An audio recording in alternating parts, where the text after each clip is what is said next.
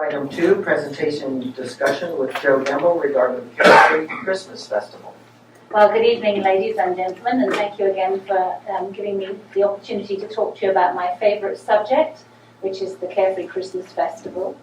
And I'm going to ask Jim to help me with the graphics, just so that we can give you a little bit of an idea of what's happening this year. This is the 6th annual Carefree Christmas Festival. For 6 years now, we've been bringing snow and good cheer to the town of Carefree, and this year I think is going to be more spectacular than ever before. I say that every year, and I think this year, for some very good reasons, is going to be a particularly special Christmas. Before I go over the highlights, I would like to just remind you of those people who are responsible for bringing the Christmas Festival to Carefree. It isn't just myself. I'm the spokesperson, I'm the chair of the committee, but it's not put on by one person. And the key people that are involved in this festival, I'm just going to read out their names and just give you, especially the new members on council, a little bit of a better understanding, I hope, of their responsibilities. Glenn Miller, Councillman Miller, is responsible for just about everything to do technically with the festival in terms of electrical and lighting and any vendor issues, and he's our point person, and every year tells me that one year hopefully he'll get to actually see the parade. So we're working on that for this year for Glenn.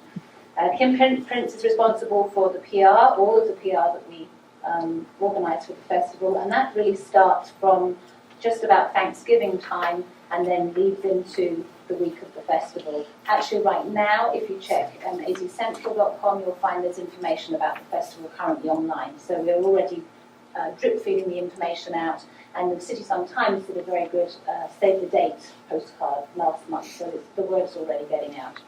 But Kim's responsible for the website for us and for all social media, as well as all PR and advertising. Manny Gonzalez is another key player in our team, and again with Glenn, he really is one of the fundamental workers that we need out there in the field, making sure that all the things logistically that we're expecting to happen on time and happen without any electrical issues or technical issues, and he's another great volunteer for the committee. Lynn and Herbie Hitchen. Lynn Hitchen shakes the can for the festival. She arm wrestles all of our wonderful businesses to give us some money and does a great job. And Herbie has been volunteering to do video and photography for us for the last year. Ron Welsh from Ace Hardware. He supplies all of the additional electrical items that are needed when the vendors are setting up on a Thursday night. And he, with Ace Hardware, is a great support of the festival. They usually have a float in the parade.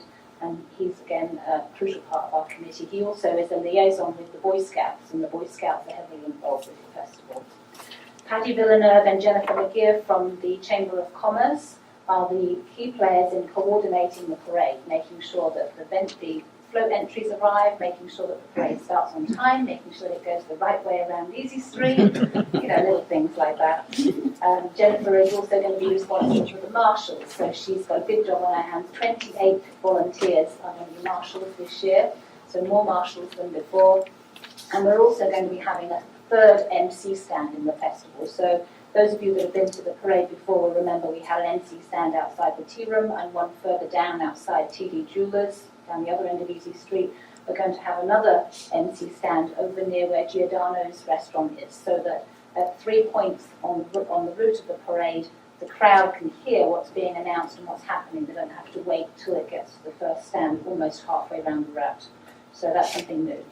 Roberta Toombs-Redfern is also responsible for our gift market, the Christmas market. We have over 100 vendors this year and about 20 food vendors. Plus, we're also able to offer about 10 spaces to non-profits free of charge. A lot of the key sponsors of the festival and any non-profit that wants to be involved in the festival is offered booth space. Commander Bennett is our liaison with NCSO, and he comes to our meetings just to make sure that we're not snarling up the roads too much. And he did a great job last year of moving crowds out the way when we had to do a little bit of finagling at the beginning of the parade. And he's a great person for us just to make sure that we're making sure as best we can that the crowds can come into Carefree, can park safely and can get into town safely. Sherry Nelson is our contact for Carefree Marketplace, so that we can connect not just the downtown area of Carefree, but also the marketplace and the merchants and vendors there. And we run a little train, a kiddie train, between the two parts of the town, and that proved very successful last year. In fact, I understand that Bink's Cafe has asked for the train to come back this year because they did very well out of it when the people people got off the train. Myself, of course, is part of the festival committee, and last but by no means least, Holly Bergman, who is responsible for starting off this festival with me many years ago, and has taken on the charge of looking after the foothills and the rescue part of the event, the pet parade, and really most of the Sunday morning activities. That was my hasty list, and if I have forgotten anybody, then I do apologise. Have I forgotten anyone? Anyone can think of? Great, so that's the main players in our committee. It's always an interesting time managing that committee because most of those people on that committee are very type A, those of you that know what I mean by that. So we always have some amusing meetings, but we get a lot done. It's one of the best and most productive committees I've ever been on, and I'm very proud of everybody that's a part of the festival. So just in brief, Jim has the leaflet, and I did give a copy to council, and I'm just going to go over really some of the things that make this particular year more special than before. If you looked into your brochure, and I have copies on the side for members of the public to pick up after, we have the Christmas market that goes on throughout the weekend. But what's new this year, we have a wonderful jazz band, and they are all graduates of Cactus Shadows High School. And they're now connected with the various universities and community colleges, but they're still putting together their band. They're called the Kelso Brothers Quintet. And I encourage you to come and listen to them on the Friday afternoon because they are absolutely fantastic. And they're just young guys, and we're giving them an opportunity to play jazz and sell some CDs. And actually, there is a concert at Cactus Shadows this evening. You can hear some of those players at 7 o'clock tonight, I think it starts. And then the kiddie caboose ride, I was telling you about the train rides. That's a great way of keeping the town connected between the centre of town and then the Carefree Marketplace. If we move just to Saturday, Jim, if we could just look at Saturday for other highlights. Carriage rides. It's in the green. Open the green, yes. Carriage rides as well on Friday night. And then on Saturday, the Sanderson Lincoln Pavilion. I've been saying that many times so that we know that's now what we call our new entertainment space. What we have new on Saturday is a medley of theatre classics from the Desert Foothills Theatre. They have a 2-hour slot where they're going to be showcasing various performances and pieces of theatre. And throughout the festival this year, we also have an MC. In the past, the MC has been me running between the tea room and the main stage, trying to introduce people and then get back to work. It doesn't work very successfully. So we have somebody who's agreed to help us with emceeing the festival, and that's Kevin Glenn. He's a Carefree resident, and he's also a well-known singer, entertainer, songwriter. He's going to be our MC. The parade, what's so fantastic about the parade that starts at 6 on the Saturday is that we have just had it confirmed that our Grand Marshal for the parade will be one of the families from the fallen 19 of the Granite Mountain Hotshots. We've extended an invitation to all of the families to come to the festival and to be part of the Grand Marshal. And one of the families has accepted that offer, and we will be hosting them for the evening. They will also be hosted at the Carefree Resort that evening as well, so they can stay the night and enjoy the activities the following day.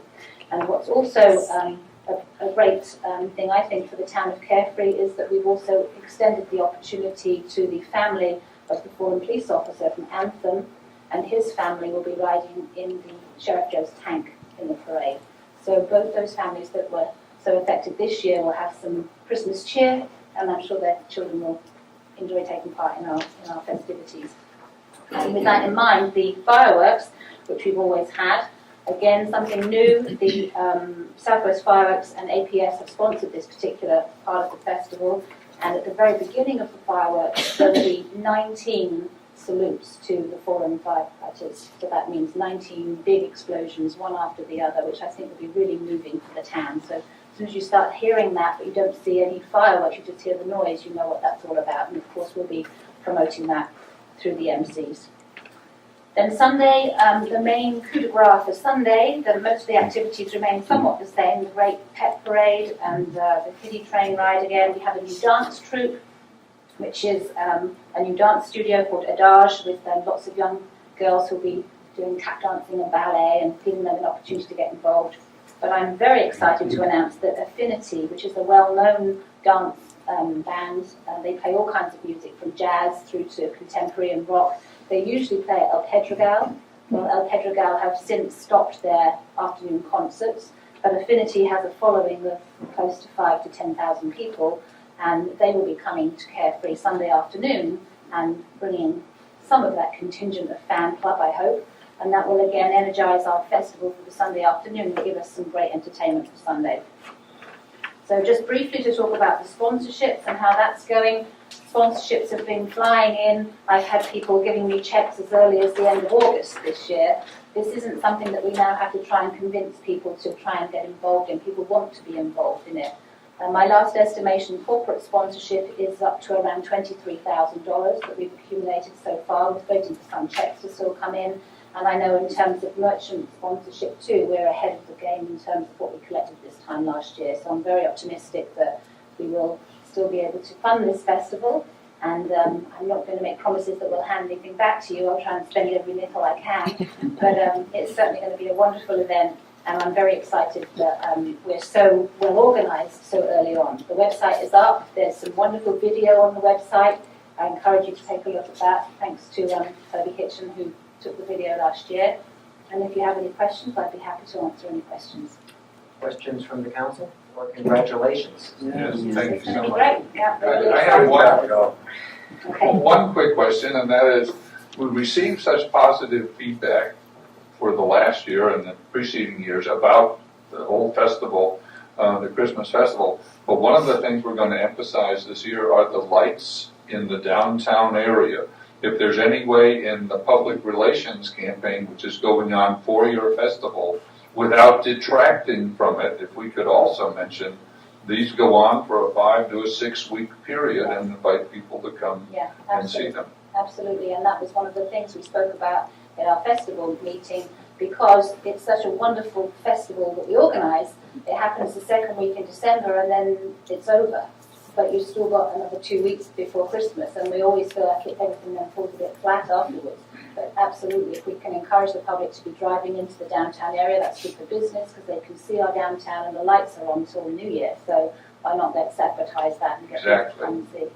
Yeah, very good point. Thank you so much.